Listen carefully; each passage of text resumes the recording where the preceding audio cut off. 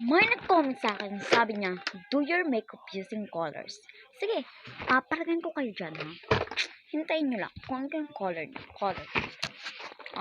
Akala nyo? Let's start. So, let's do with a foundation. Pink is my favorite foundation ever.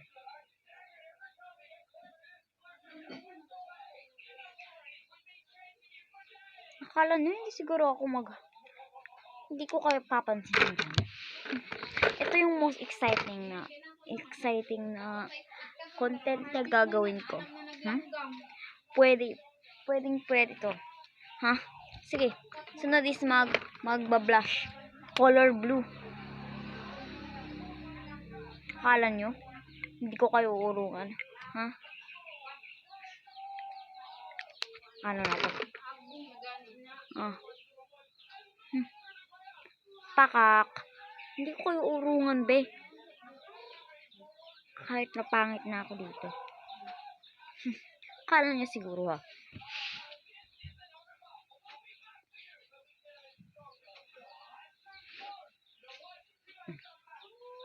Next is ang ating. Maglalagay tayo dito sa ating ilong.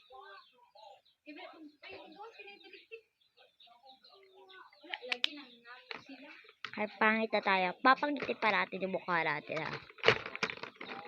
Kahit pangit na tayo, papangitin pa natin. Color brown na ay.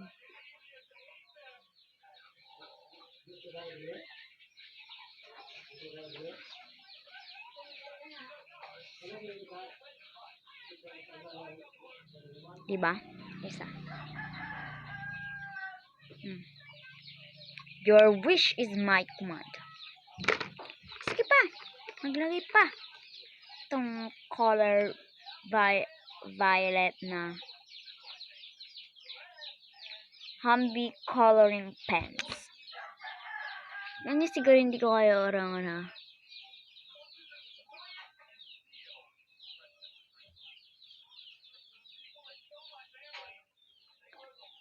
Sabi niya, pag nagawa ko itong challenge na to, ay i-follow niya daw ako forever.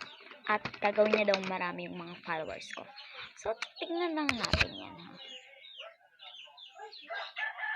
So, usapan is usapan niya. Huwag kang urong. Gusto mo itapakita. So, nag-blend lang pala ako dito ng color blue at brown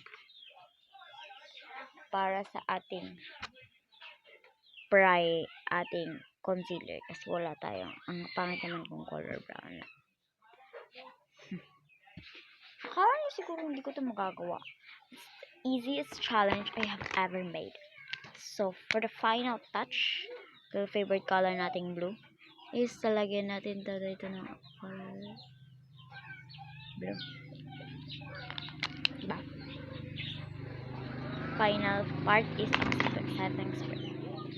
Wala tayong setting spray kaya saan ang lalagay natin?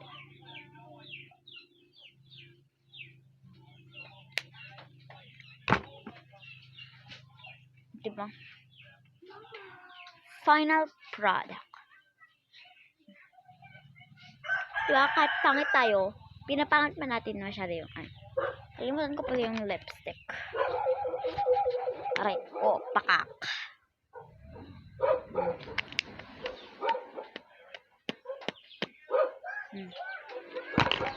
Comment na kayo ng mga challenge nyo.